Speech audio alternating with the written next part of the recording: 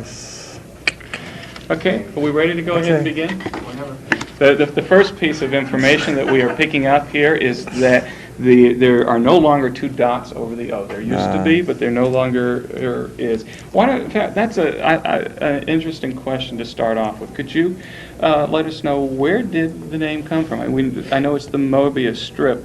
What caused you to pick that up? It was a mathematician I think it's in the past, somewhere in the past.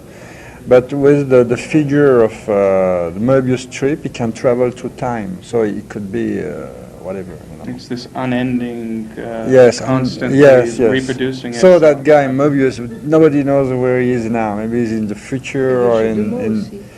Hein? Le jeu de mots. Le jeu de mots? Oui. What le is bande the de Moebius. Ah yes. The band de Moebius, yes. Yes, in French, trip, or in English also, we call that ring the trip, Moebius trip. Mm-hmm. So it's kind of a joke with the strip in comics, you know. So, twisted trips. And strips. You added that name after you'd been into your career for a while. No, I started like that. I started in the early 60s in doing that because I wanted to do in France something like in Mad magazine, you know, something like what was doing Jack Davis or Elder. Yes. And I thought maybe it's good if I take a funny name.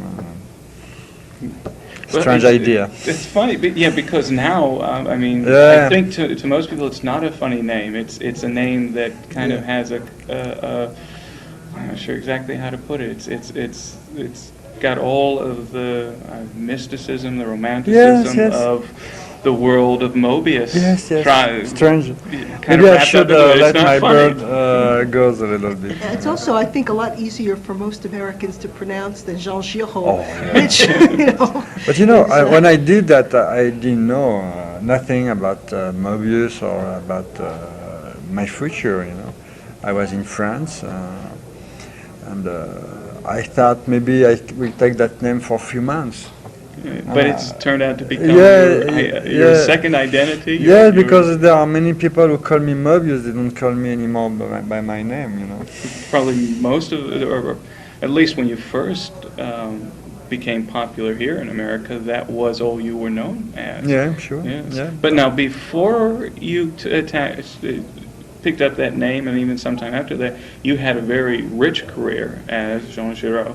Before that name? Did you not? No. When I told you I started, before to take that name in a small magazine in 62 or 63, I only did one story with a Belgian artist as an inker, and before I made some stories for small magazines for children. And I was very fresh and new in the business. So this was very early. Yeah, it was very early. But what's happened is when I started to do Blueberry, for 10 years, almost 12 years, I didn't do, I did few things as Moebius. Illustration, science fiction illustration. The rest of my time I was doing Blueberry, and it was very hard. And I had no time or no energy to do anything else. Do you have? It's almost like there are two different worlds there. The world of what you sign Moebius and the world of what you sign Jean Girand. The Blueberry world is some ways different, quite a different world. Yes. From the world of your fantastic. Yes, you're right. I think Blueberry, if you know Blueberry, it's very classical and very formal way to draw and to make stories. It's realistic.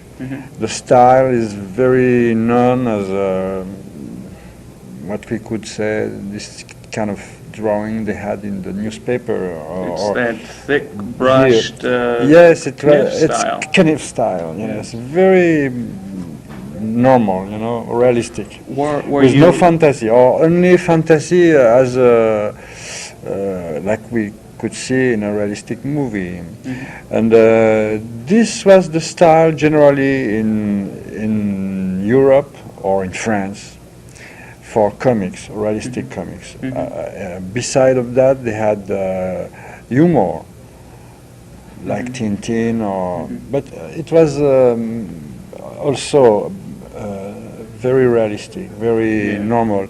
And if it was too crazy, we had problems with the censorship because it was for children, it was for teenager, and in that time, those people, teenager, they were like an endangered species. You know, it was impossible to. Very careful. Yes, it was something fragile. And so, did you feel very constrained then, doing the early Blueberry stuff, because you had to obey reality? You were but in the realistic setting. I was very happy to do it, and I'm still very happy because that field is so large, you know.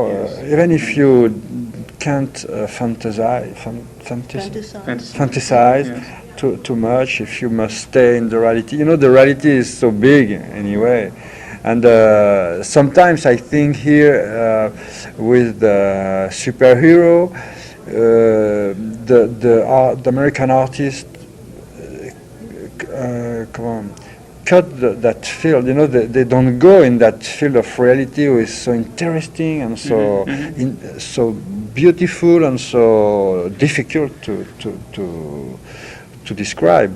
And but I agree that fantasy and dreams are very interesting and also very not specific, but it fits very well with comics, because with comics you can do any special effect. It don't cost more. You know, you can make people fly in a comics. It's the same price if you fly or if you walk. It doesn't cost any extra to do all the special effects. No. I tried with my publisher and I told them, you know, I have to make this guy to fly, and I should have a better price for the page. And he wouldn't buy that. He wouldn't know.